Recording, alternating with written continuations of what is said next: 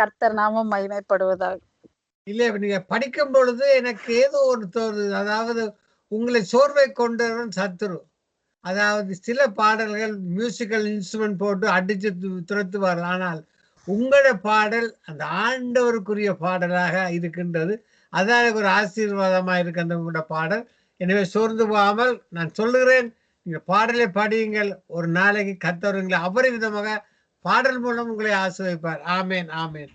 தொடர்ந்து நாங்கள் ஆமேன். நன்றி பிரண்டா. தொடர்ந்து நாங்கள் பாச அண்டன் ராசன் நாயம் அவர்கள் அழைப்போம். நேற்றைய நாளே இயேசு பிறருக்காக வாழ்ந்தார் என்ற தலைப்பிலே ஒரு அருமையான செய்தியை கொடுத்தார். லூக்கா 10:33, ரோமர் 10:3-4 போன்ற வசனங்களை கொடுத்து அருமையான ஒரு வசனம். இன்றைய நாளிலே என்ன வசனத்தை ஆவியானவர் கொடுத்தாரோ தெரியவில்லை. ஆனால் அவருடைய பாஸ்டர் ராசநாயம் அவருடைய வார்த்தையில் ஒரு அதிகார தோணிக்கிறது. அந்த வார்த்தையை கேட்ட பிசாசு கிட்ட நிக்க மாட்டான். அப்படித்தான் வார்த்தை கொடுக்க வேணும். துணிகரமாக ஆண்டோடைய பிள்ளை வார்த்தையை தொனிக்கும் பொழுது அந்த சத்தம் சத்ருவை ஓடோட விரட்ட வேண்டும், அசுத்த ஆவியரை விரட்ட வேண்டும். அப்படியான ஒரு வல்லமை அந்த ஆண்டியன் ஊழியக்காரன் நான் காணக்கூடியதா இருக்கிறது. அந்த வார்த்தை அதிகாரமுள்ள வார்த்தை அதிகாரமாக பேசுகிறார். சில பேர் ஊழியர்களை நசுங்கி கிசுங்கி பேசுவார். அப்படி அல்ல, வார்த்தை வெட்டொன்று துன்று நன்றாக பேசுவர் ஊழியக்காரன். அவர் இந்த சங்கம வானொலிக்கு ஒரு தூண் மட்டுமல்ல, கர்த்தருடைய ஊழியத்துக்கு ஒரு முன்னோடியாக இருக்கிறார். ஊழியக்காரருக்கு ஒரு முன்னோடியாக இருக்கிறார். நாங்கள் அவரை இப்பொழுது அழைப்போமா? பிரைஸ் லார்ட் பாஸ்டர் அண்டன் ராசநாயம் அவர்களே. மகேந்திரன் ஐயா, தேவனுக்கு மகிமை உண்டாவதாக. ஆமென். எல்லாம் கடவுளுக்கு நன்றி. அருமையான வசனங்களை தொகுத்துக்கிறீர்கள். நீங்கள் உங்களுடைய வார்த்தையை எடுக்கும் பொழுது அநேக நேரம் செலவிட்டிருக்கிற மாதிரி தெரிகிறது. அநேக வசனங்களை தொகுத்து அநேக நேரம் செலவழித்து ஆவியானவருடைய உதவியோடு நீங்கள் வார்த்தையை தொகுத்து பேசுகிற மிக மிக ஆசீர்வாதமா இருக்கு பாஸ்டர். இப்பொழுதும் உங்களிடம் ஒப்பு கொடுக்கிறேன். தொடருங்கள். கர்த்தர் உங்களை ஆசீர்வதிப்பாராக. ஆமென், ஆமென், ஆமென், ஆமென். நாங்கள் ராஜாவின் பிள்ளைகள், அதிகாரமானவர்கள். நாங்கள் ராஜாவை போல பேசுவோம், ராஜாவின் அதிகாரத்தை ஏற்று எடுத்துக் கொள்வோம். ஆமென், ஆமென், ஆமென். நாங்கள் ஒரு ஜெபத்துடன் ஆரம்பிப்போம். அன்பான பரலோக பிதாவே, இந்த நிகழ்ச்சியில இணைந்து கொண்டிருக்கிற ஒவ்வொரு ஊழியக்காரர்களுக்கும் விசுவாசிகளுக்கும் நீர் பலம் கொடுக்கும்படியாக அந்த உன்னதத்திலே இருந்து வருகிற பலத்தால நாங்கள் பலப்பட ஆசீர்வாதங்களை பெற்றுக்கொள்ள அந்த ஞானம் புத்தி அறிவை இந்த இடத்திலே இருக்கிற ஒவ்வொருவரும் பெற்றுக்கொள்ள நீர் கிருபையாக உதவி செய்யும்படியாக ஜெபிக்கிறேன். புதிய வருடத்துல புதிய காரியங்களை செய்து எங்களை மகிழ்விக்க போறதற்காக நன்றி. இதோ ஒரு புதிய காரியத்தை செய்கிறேன், பழையதெல்லாம் ஒழிந்து போனது உண்மை நாங்கள் நோக்கி பார்த்து ஓட கிருபியாக ஒவ்வொருவரோடு முட்டைப்படும்படியாக ஜெபிக்கிறேன். துதிகன மகிமை உமக்கை செலுத்தி ஆண்டவரின் இரட்சகருமாகிய இயேசு கிறிஸ்துவின் நாமத்தில் ஒவ்வொருவரையும் ஆசீர்வதித்து ஜெபிக்கிறேன். எங்களை எப்பொழுது நேசிக்கிற எங்கள் நல்ல பிதாவே, ஆமீன், ஆமீன். இன்று நாங்கள் வேதாகமத்தில ஆசா என்ற ஒரு ராஜாவை பற்றி நாங்கள் பார்க்க போகிறோம். இன்று தியானத்துக்கு எடுத்துக்கொண்ட வசனம் 2 நாளாகமம் 16ஆம் அதிகாரம் 13வது வசனம். ஆசா தான் அரசாண்ட 41ஆம் வருஷத்தில் மரித்து தன் பிதாக்களோடு நித்திரை அடைந்தார். பாருங்க, இந்த ஆசா என்ற ராஜாவை பற்றி 2 நாளாகமம் 14ஆம் அதிகாரம் 15ஆம் அதிகாரம் 16வது அதிகாரம் என்ற 3 அதிகாரத்தில் எழுதப்பட்டுள்ளது. இந்த மூன்று அதிகாரத்திலேயும் காணப்படுகிற காலங்கள் 41 வருடங்கள் அவனுடைய வாழ்க்கையில நடந்த, இன்றைக்கு வாழுகிற ஒவ்வொரு விசுவாசிகளுக்கு தேவையான வார்த்தைகள தேவன் அந்த 41 வருட காலத்தை சுருக்கி எங்களுக்கு என்ன வேண்டும், நாங்கள் விசுவாசிப்பதற்கு என்ன வார்த்தைகள் வேண்டுமோ அதை மட்டும் தேவன் அந்த 3 அதிகாரத்திலே கொடுத்திருக்கிறார். பாருங்கள், நாங்கள் 2 நாளாகமம் 14ஆம் அதிகாரம் 1வது வசனத்துல பார்க்கும் பொழுது, அபியா தன் பிதாக்களோட நித்திரை அடைந்த பின் அவனை தாவீதின் நகரத்தில் அடக்கம் பண்ணினார்கள். அவன் ஸ்தானத்திலே அவன் குமாரனாகிய ஆசா ராஜாவானான். இவனுடைய நாட்களில் தேசம் 10 வருஷம் மட்டும் அமெரிக்கையாயிருந்தது. பாருங்கள், இந்த ஆசா தான் அரச பதவிக்கு வந்த பின்பு உடனடியாக அவன் செய்கிறான். பாருங்கள், தேவனை தேடுகிற காரியங்களை அவன் செய்வதை நாங்கள் வேதாகமத்தில் பார்க்கக்கூடியதாக இருக்கிறது. பாருங்கள், சில ராஜாக்கள் தாங்கள் வந்தபோது உலக காரியங்களை செய்வார்கள். இந்த ராஜா ஆசா தேவனுக்கு பிரியமான காரியங்களை, தேவனில விசுவாசம் வைத்து தனது ஆரம்பத்தை தொடர்கிறதை நாங்கள் வேதாகமத்துல பார்க்கக்கூடியதாக இருக்கிறது. பாருங்கள், 2வது வசனத்துல ஆசா தன் தேவனாகிய கர்த்தரின் பார்வைக்கு நன்மையும் செம்மையுமானதை செய்தான். நன்மையான காரியங்கள், தேவனுக்கு பிடித்த செம்மையான காரியங்களை அவன் செய்ததை நாங்கள் பார்க்கக்கூடியதாக இருக்கிறது.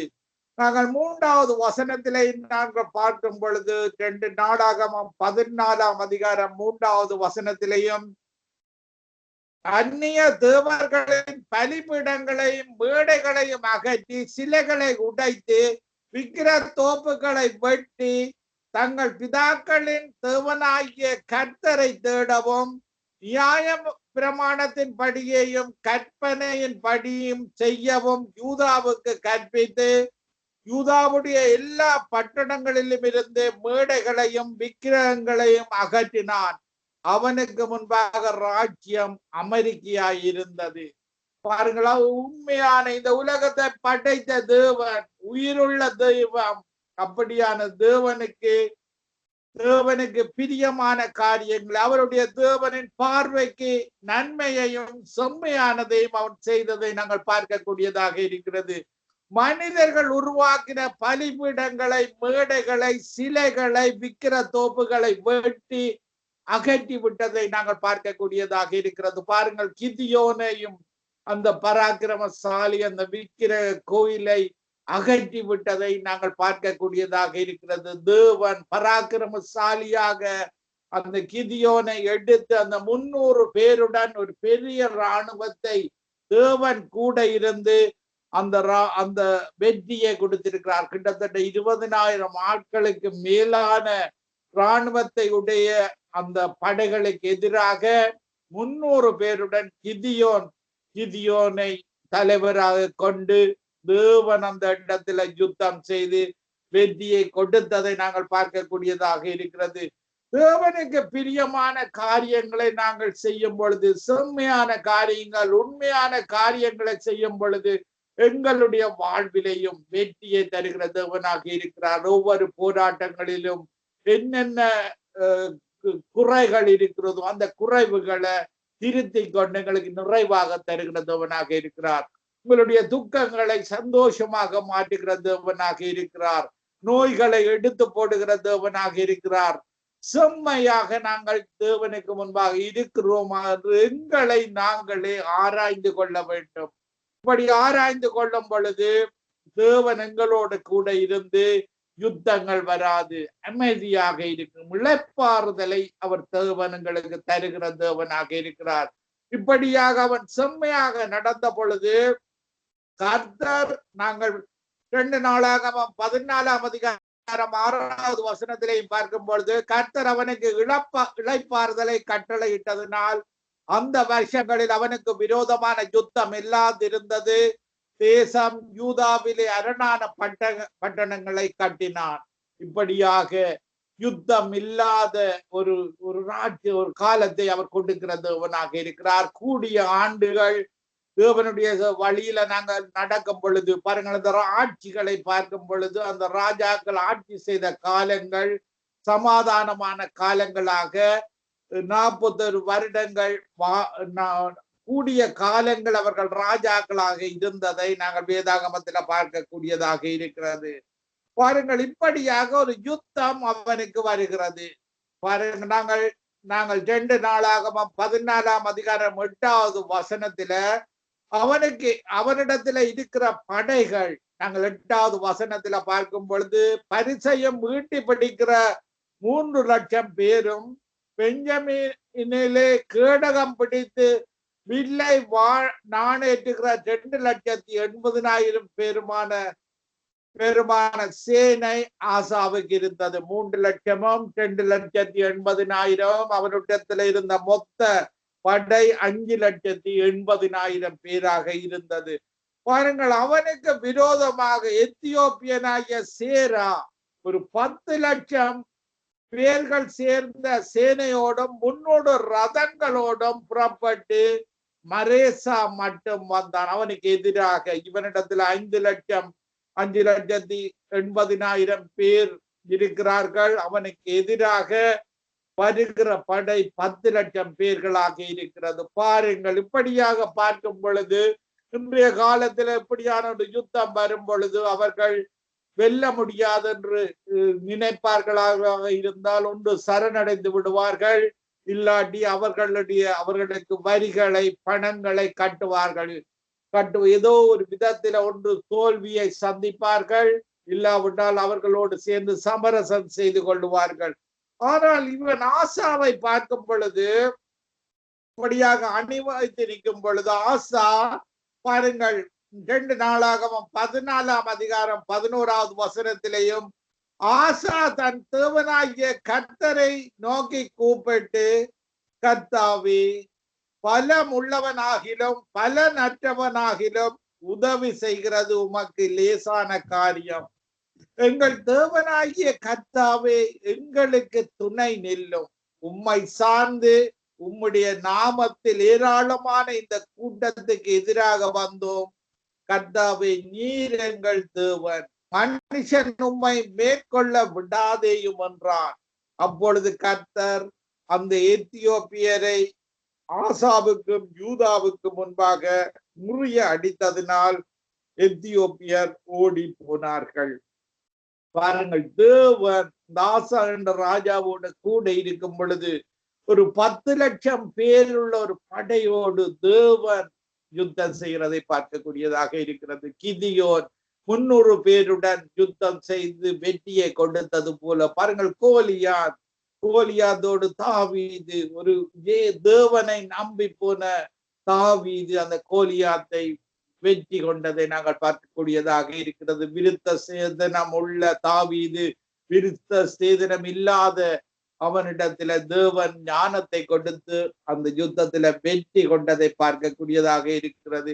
இப்படியாக நீங்கள் விக்கிர ஆராதனைகள், இப்படியான பாவ சாப வழிபாடுகளை விட்டு உண்மையான தேவனிடத்துல இயேசுவினிடத்துல நீங்கள் வரும் பொழுது உங்களுடைய இருதயத்தை செம்மைப்படுத்தி கொள்ளும் பொழுது, உங்களை சரி பண்ணி கொள்ளும் பொழுது தேவன் உங்களுடைய வாழ்க்கையை ஒரு வெற்றி வாழ்க்கையை அவர் தருகிற தேவனாக இருக்கிறார். பாருங்கள், இப்படியாக தேவனுடைய ஆவி ஒரு ஆசாரி அவன் மேல் வந்து இறங்கினதை நாங்கள் பார்க்கக்கூடியதாக இருக்கிறது. பாருங்கள், நாங்கள் 2 நாளாகமம் 15ஆம் அதிகாரம் 1வது வசனத்திலேயும் அப்பொழுது தேவனுடைய ஆவி ஓதேத்தின் குமாரனாகிய அசரியாவின் மேல் இறங்கினதால் அவன் வெளியே ஆசாவுக்கு எதிர்கொண்டு போய் அவனை நோக்கி, ஆசாவே, யூதா பெஞ்சமின் கோத்திரங்களின் சகல மனுஷரை கேளுங்கள், நீங்கள் கர்த்தரோடு இருந்தால் அவர் உங்களோடு இருப்பார். நீங்கள் எப்பொழுதும் கர்த்தரோடு இருக்க வேண்டும். கர்த்தரோடு இருக்கும் பொழுதுதான் அவர் எங்களோடு இருப்பார். நீங்கள் அவரை தேடினால் உங்களுக்கு வெளிப்படுவார். பாருங்கள், அவர் சொல்லுகிறார், முழு இருதயத்தோடு என்னை தேடினால் நீங்கள் கண்டடைவீர்கள். இந்த வேதாகமத்திலே சொல்லப்படுகிறது, அவரை தேடினால் உங்களுக்கு வெளிப்படுவார், அவரை விட்டீர்களானால் அவர் உங்களை விட்டு விடுவார். உங்களில தான் தங்கி இருக்கிறது. தேவன் சொல்லுகிறார், நாங்கள் தேட வேண்டும், நாங்கள் விட்டுவிடக் கூடாது. பாருங்கள், இந்த யாக்கோபு போராடி ஜபித்தான், என்னை ஆசீர்வதித்தால் ஒழிய நான் உம்மை விட மாட்டேன் என்று சொல்லி போராடி ஜபித்ததை நாங்கள் பார்க்கக்கூடியதாக இருக்கிறது. உரிமையோட நாங்கள் தேவனிடத்துல ஜபிக்க வேண்டும், போராடி ஜபிக்க வேண்டும். நீர் என்னுடைய அப்பா, உம்முடைய வசனத்தின்படி நீர் மகனை ஆசீர்வதித்துத்தான் ஆக வேண்டும், இந்த மகளை நீர் ஆசீர்வதித்துத்தான் ஆக வேண்டும் என்று உரிமையோட உங்களுடைய பாவங்களுக்கு மன்னிப்பு கேட்டு மகனுடைய அந்தஸ்தில இருந்து ஆவியோடும் உண்மையோடும் அவரை தொழுது கொண்டு அவரை நாங்கள் விட்டுவிடக் கூடாது. நாங்கள் தான் விட்டுவிடக் கூடாது. நாங்கள் விட்டுவிட்டால் அவர் எங்களை விட்டு விடுவார். பாருங்கள், அவர் ஒரு இரக்கமுள்ள தேவன், அன்புள்ள தேவன், பரிசுத்தமுள்ள தேவன். ரட்சிக்கப்படாத மக்களை கூட அவர் இதய கதவை தட்டி கொண்டிருக்கிறார், அவர்களுடைய இருதயத்தில வாசம் செய்வதற்காக. வெளிப்படுத்தல் 3ஆம் அதிகாரம் 20வது வசனத்திலேயும் பாருங்கள், இப்படியாக ஒரு நல்ல தேவன் தான் நாங்கள் ஆராதிக்கிற உண்மை உள்ள தேவன். எங்களுக்காக மனித குலத்தின் ரட்சிப்புக்காக உயிரை கொடுத்து எங்களை மீட்டு கொண்ட இரத்தத்தினால, அந்த வெளியேற பெற்ற இரத்தத்தினால எங்களை மீட்டு கொண்ட தேவன் தான் நாங்கள் ஆராதிக்கிற தேவன். இப்படியாக அந்த 10 லட்சம் மக்கள், 10 லட்சம் போராளிகளுக்கு எதிராக தேவன் கொடுத்த வெற்றியை, அந்த கொள்ளைகளில இருந்து ஆசா பாருங்கள் தேவனுக்கு பலி கொடுப்பதை நாங்கள் பார்க்கக்கூடியதாக இருக்கிறது. 2 நாளாகமம் 15ஆம் அதிகாரம் 11வது வசனத்திலேயும் தாங்கள் கொள்ளையிட்டு ஓட்டிக்கொண்டு வந்தவைகளில் அந்நாளிலே 700 மாடுகளையும் 7000 ஆடுகளையும் கர்த்தருக்கு பலியிட்டு தங்கள் பிதாக்களின் தேவனாகிய கர்த்தரை தங்கள் முழு இருதயத்தோடும் தங்கள் முழு ஆத்துமாவோடும் தேடுவோம் என்று சிறியோர் பெரியோர் ஸ்திரீ புருஷர் எல்லோரும் இஸ்ரவேலின் தேவனாகிய கர்த்தரை தேடாதவன் எவனோ அவன் கொலை செய்யப்பட வேண்டும் என்று உடன்படிக்கை செய்து மகா சத்தத்தோடும் கம்பீரத்தோடும் பூரிகைகளோடும் எக்காலத்தோடும் கர்த்தருக்கு முன்பாக ஆணையிட்டார்கள். பாருங்கள், தேவன் வெற்றியை கொடுத்த தேவன், அவரை நாங்கள் முழு இருதயத்தோடு தேடுவோம் என்று சொல்லி அவர்கள் ஆணையிட்டு கொண்டதை நாங்கள் வேதாகமத்துல பார்க்கக்கூடியதாக இருக்கிறது. இப்படியான ஒரு பெரிய வெற்றியை கொடுத்த தேவன் தான் நாங்கள் ஆராதிக்கிற தேவன். பாருங்கள், அந்த ஆசாவின் தாய் கூட, அந்த ராஜா ஆசாவின் தாய் ஒரு விக்கிர ஆராதனை உள்ள மகளாக இருந்ததை நாங்கள் பார்க்கக்கூடியதாக இருக்கிறது. அந்த விக்கிரத்தை கூட தாய் ஆராதித்து வந்த அந்த விக்கிர தோப்பை கூட ஆசா நிர்மூலம் பண்ணினதை நாங்கள் வேதாகமத்துல பார்க்கக்கூடியதாக இருக்கிறது. 2 நாளாகமம் 15ஆம் அதிகாரம் 16வது வசனத்திலேயும் தோப்பிலே அருவருப்பான விக்கிரத்தை உண்டு பண்ணின ராஜாவாகிய ஆசாவின் தாயான மாகாளையும் ராஜாத்தியாய் இராதபடிக்கு ஆசா விலக்கி போட்டு அவளுடைய விக்கிரகத்தையும் நிர்மூலமாக்கி தகர்த்து கீதரோன் ஆற்றண்டையிலே சுட்டெரித்து போட்டான். பாருங்கள், தாய் ஒரு தவறான வழியில போகிறாள், ஒரு விக்கிர ஆராதனை செய்கிறாள் என்று அறிந்து அந்த விக்கிரகங்களை, அந்த தோப்புகளை எல்லாம் ஆற்றன் சுட்டெரித்து போட்டதை நாங்கள் வேதாகமத்துல பார்க்கக்கூடியதாக இருக்கிறது. இப்படியாக அவனுடைய இருதயம் ஆரம்பத்துல, அவனுடைய இருதயம் தேவனுக்கு முன்பாக உத்தமமாக இருந்தது, உத்தமமாக ஆரம்பத்துல இருந்ததை நாங்கள் வேதாகமத்துல பார்க்கக்கூடியதாக இருக்கிறது. இப்படியாக அவனுடைய இருதயம், அவன் வயது போக போக அவனுடைய இருதயம் மாறினதை நாங்கள் பார்க்கக்கூடியதாக இருக்கிறது. இப்படியாக அவன் இன்னும் ஒரு யுத்தம் வரும் பொழுது இன்னும் ஒரு ராஜாவுடன் உடன்படிக்கை பண்ணி பாருங்கள், தங்கத்தையும் வெள்ளியையும் அனுப்பி ராஜாவை நம்புகிறான். இன்னும் ஒரு ராஜாவோடு தன்னுடைய தகப்பனோடு உடன்படிக்கை பண்ணின அந்த ராஜாவோடு ஒரு உடன்படிக்கை பண்ணி அவனுக்கு வெள்ளியையும் பொன்னையும் அனுப்புவதை நாங்கள் வேதாகமத்துல பார்க்கக்கூடியதாக இருக்கிறது. பாருங்கள், அப்படியாக அவன் செய்ததாலேயும் அவன் அந்த யுத்தம் தங்களுக்கு எதிராக நடைபெறாதபடி இந்த ராமா கட்டுகிறதை நிறுத்தி தன் வேலையை விட்டு ஒளிந்ததை நாங்கள் பார்க்கக்கூடியதாக இருக்கிறது. அவனுடைய யூதாவில் இருந்து போகாதபடிக்கு அந்த ராமாவை கட்டுகிற வேலையை அவன் அந்த வெள்ளியையும் பொன்னையும் கொடுத்து அதை தடுத்து நிறுத்தியதை நாங்கள் பார்க்கக்கூடியதாக இருக்கிறது.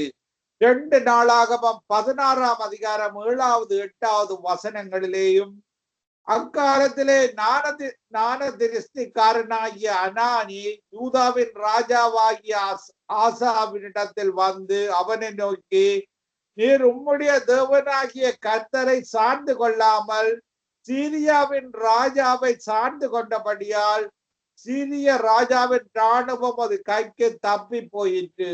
மிகவும் ஏராளமான ரதங்களும் குதிரை வீரரும் உள்ள எத்தியோப்பியரும் லூபியரும் மகா சேனையாய் இருந்தார்கள் அல்லவா? நீர் கர்த்தரை சார்ந்து கொண்ட போதுவெனில் அவர்களை உமது கையில் ஒப்பு கொடுத்தார். பாருங்கள், கர்த்தரை நம்பி அவன் ஜபித்த பொழுது, முதலாவது தடவையாக அவன் ஆரம்பத்தில் ராஜாவாக வந்த பொழுது கர்த்தரை மட்டும் நம்பினான்.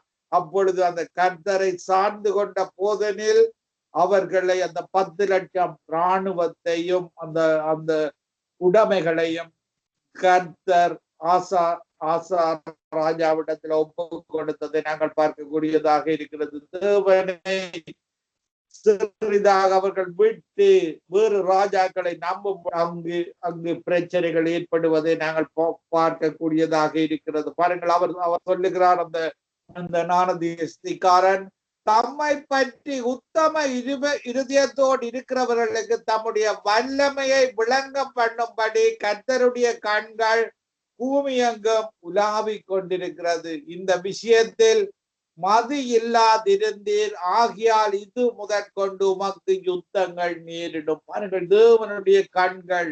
இந்த வசனத்தை திரும்பவும் வாசிக்கிறேன். 2 நாளாகமம் 16ஆம் அதிகாரம் 9வது வசனம். தம்மை பற்றி உத்தம இருதயத்தோடு இருக்கிறவர்களுக்கு தம்முடைய வல்லமையை விளங்க பண்ணும்படி கர்த்தருடைய கண்கள் பூமி எங்கும் உலாவிக் கொண்டிருக்கிறது. இந்த விஷயத்தில் மது இல்லாதவராய் இருந்தீர், ஆகியால் இது முதற்கொண்டு உமக்கு யுத்தங்கள் நேரிடும். இதுதான் இன்றைக்கும் எங்களுடைய வாழ்வில் நடக்கிறதாக இருக்கிறது. எங்களுடைய இருதயம் செம்மையான இருதயமாக இருக்கிறதா? தேவனுக்கு பிரியமான உத்தமமான இருதயமாக இருக்கிறதா என்று தேவனுடைய கண்கள் இந்த பூமியின் மேல உலாவிக் கொண்டிருக்கிறது. பாருங்கள், இப்படியான தேவனுக்கு நாங்கள் உத்தமமாக இருக்க வேண்டும். பாருங்கள், யோபு ஒரு உத்தமன் என்று சாட்சி கொடுக்கிறார்.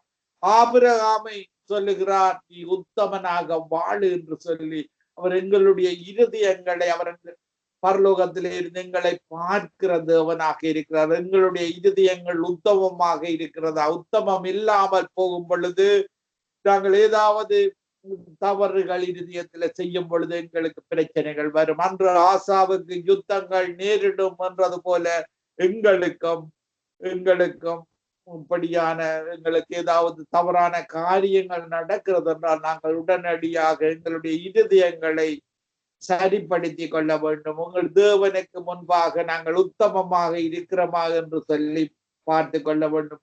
இப்படியாக நாங்கள் 2 நாளாகவும் 16ஆம் அதிகாரம் 12வது வசனத்திலேயும் ஆசா அரசாண்ட 39ஆம் வருஷத்திலே தன் கால்களில் வியாதி கண்டு அவன் நோவு மிகவும் உக்கிரமாய் இருந்தது. அவன் தன் வியாதியிலும் கர்த்தரை அல்ல பரிகாரிகளையே தேடினான். பாருங்கள், கர்த்தரை தான் தேட வேண்டும். எங்களுக்கு வருத்தமோ துன்பமோ கவலையோ எது வந்தாலும் கர்த்தரை தேட வேண்டும். பாருங்கள், இந்த ஆசா ராஜா பரிகாரிகளை தேடினான், டாக்டர்ஸை தேடினான். கர்த்தரை டாக்டர்ஸை நீங்கள் தேடினாலும் கர்த்தரை முதலாவதாக தேடிக்கொண்டுதான் பிறகு டாக்டர்ஸை தேட வேண்டும். கர்த்தரை தேடும் பொழுதுதான் தேவன் எங்களுடைய இருதயத்தை பார்க்கிற தேவனாக இருக்கிறார். இப்படியாக ஆசா தான் அரசாண்ட 41ஆம் வருஷத்தில் மரித்து தன் பிதாக்களோட நித்திரை அடைந்தான். இந்த காரியங்கள் எங்களுக்கு கற்பித்து தருகிறது. விசுவாசத்துல நாங்கள் என்ன துன்பமோ துயரமோ ரோமர் 8ஆம் அதிகாரம் 35வது வசனத்திலிருந்து பார்க்கும் பொழுது துன்பமோ துயரமோ நாசமோசமோ பட்டயமோ எது வந்தாலும் நாங்கள் தேவனிடத்துலதான் விசுவாசம் வைக்க வேண்டும். ஏனென்றால் அவர் தான் எங்களை பரலோகத்துல சேர்க்கிறவர். நரகத்தில சேர்க்கிறவன் பிசாசாக இருக்கிறது. பிசாசின் பக்கத்தில் அல்லது சமயங்கள் என்ற பக்கத்தில் நிற்கும் பொழுது அது பிசாசின் பக்கமாக இருக்கிறது. அது நரகத்துக்கு இழுத்து செல்கிறதாக இருக்கிறது. ஆனால் பிசாசை விட தேவனுக்கு தான் பலன் கூட, அவருக்கு தான் பலன் கூட.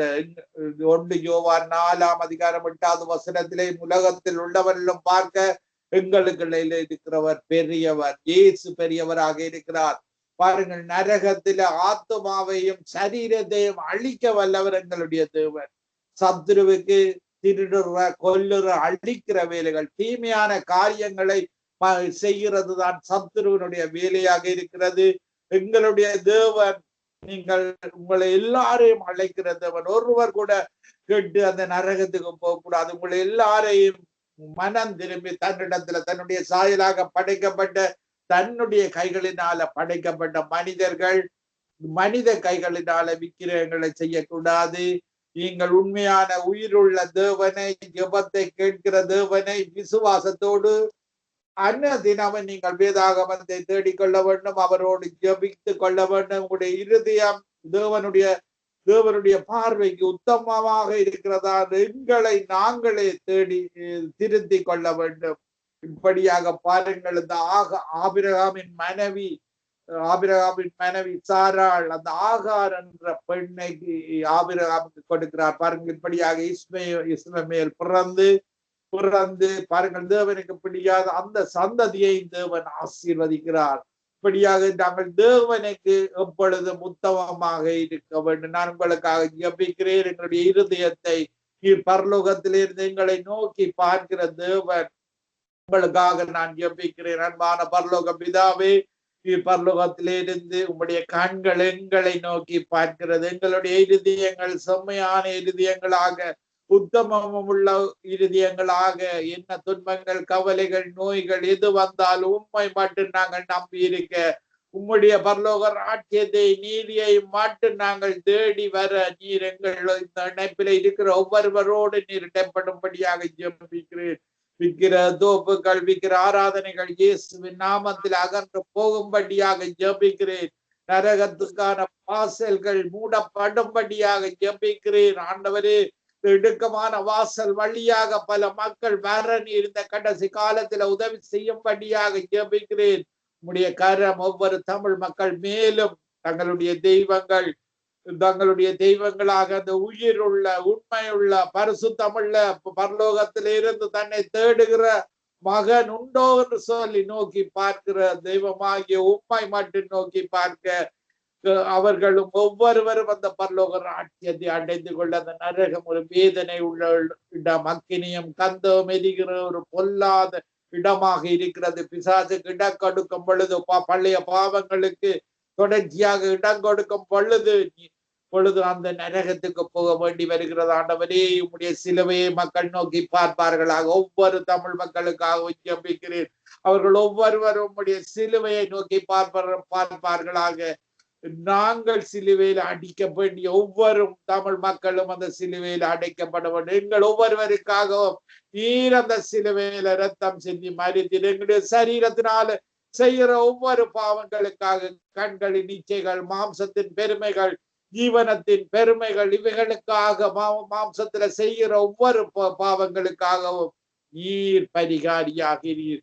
பாவம் இல்லாத இயேசு எங்களுக்காக பாவமானீர். சாபம் இல்லாத இயேசு எங்களுக்காக சாபமானீர். நீ மன்னிக்கிற தேவன், இரக்கமுள்ள தேவன்.